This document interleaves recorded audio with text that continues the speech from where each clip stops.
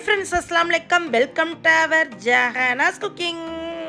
நம்ம சேனலில் இன்றைக்கி சூப்பரான இன்ட்ரெஸ்டிங்கான உங்கள் எல்லாத்துக்கும் ரொம்ப பிடித்தமான கிட்ஸுங்க விரும்பி சாப்பிடக்கூடிய அருமையான டீ கடை அப்பம் தாங்க. ஈஸி மெத்தடில் பெர்ஃபெக்டாக எப்படி செய்கிறதுன்னு இந்த வீடியோவில் டீட்டெயிலாக பார்க்க போகிறோம். ஒரிஜினல் டீ கடை அப்பம்னா இது தாங்க. மார்னிங் டீக்கு அப்பம் இல்லாமல் சாப்பிட மாட்டீங்க. செய்ய ஆரம்பிக்கலாமா?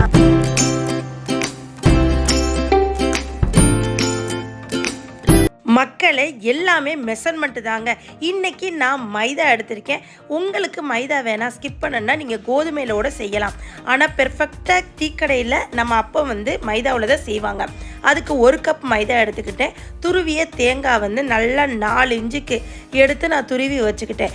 எவ்வளோக்கு எவ்வளோ தேங்காய் போடுறீங்களோ அவ்வளோக்கு எவ்வளோ டேஸ்ட்டு கூட. உப்பு எடுத்து வச்சுருக்கேங்க. தேவைக்கேற்ப ஒரு பிஞ்சு கொடுக்கணும். எப்போவுமே நம்ம சுகர் சேர்க்கணும்னா உப்பு ஒரு பிஞ்சு சேர்த்தா தூக்கலாக கொடுக்கும் நம்மளுக்கு. அப்புறம் எள்ளு. இன்னைக்கு நான் வெள்ளை எடுத்திருக்கேங்க. வெள்ளை தான் என்கிட்ட இருக்குது. உங்கள்கிட்ட கருப்பு இருந்தாலும் நீங்கள் கருப்பு யூஸ் பண்ணிக்கலாம்.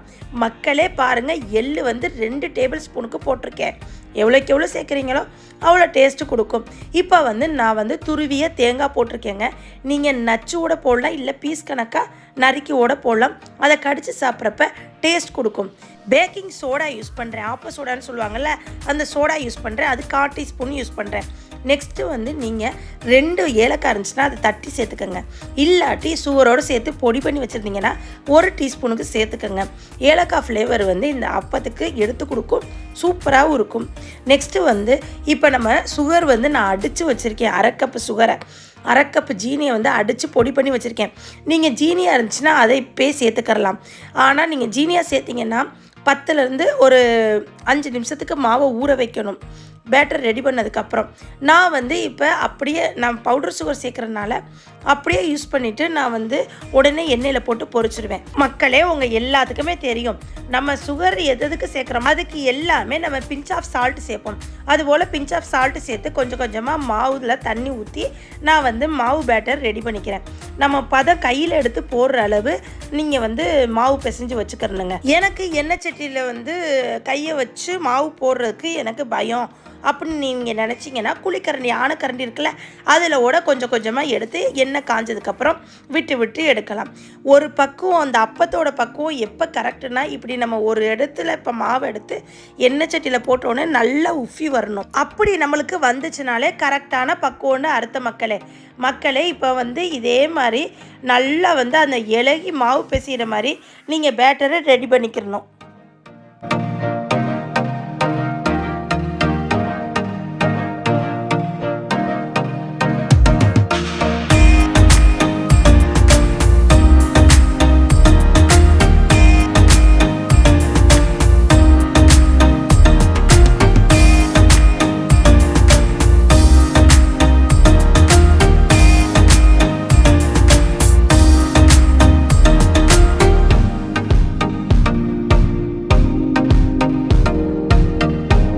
இப்போ நல்ல ஒரு அடிக்கனமான கடாய் எடுத்தாச்சுங்க.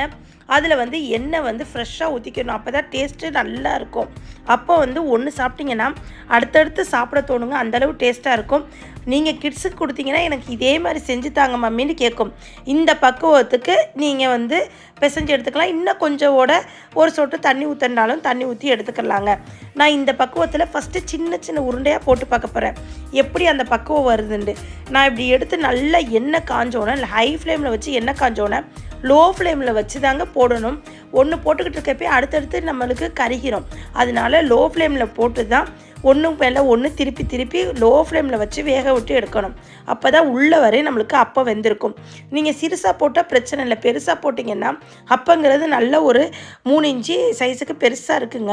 ஒரு சில கடையில் தட்டையாகவும் இருக்குங்க. நான் இன்றைக்கி பொஃப்னு உருண்டையாக வர்ற மாதிரி தான் அப்பம் செய்ய போகிறேன். ஃபஸ்ட்டு நான் சிறுசாக போட்டுக்கிறேங்க. அதை சுற்றி செவக்கிற அளவு நல்லா பொன் சிவப்பு வர்ற வரையும் வேக வச்சு எடுத்துக்கிறணும். அடுத்தடுத்து நான் ஃபஸ்ட்டு போட்டோன்னே பக்குவம் எனக்கு வந்துருச்சு. போட்டோன்னே நல்லா பஃபியாக மேலே எவ்வி வந்துருச்சு பாருங்கள். அப்போ நம்ம அப்போ கரெக்டான பக்குவம். இதே மெத்தடுக்கு அடுத்தடுத்து போடலாம். எல்லா மாவையும் இதே மாதிரி போட்டு காமிக்கிறேன். ஆனால் ஃபஸ்ட்டு நான் சிறுசாக போடுறேன். அடுத்து தான் நான் கொஞ்சம் பெருசாக நார்மல் அப்ப சைஸு போட்டு உங்களுக்கு காமிக்கிறேன். நீங்கள் பாருங்கள் மக்களே எப்படி நான் போடுறேன்ட்டு.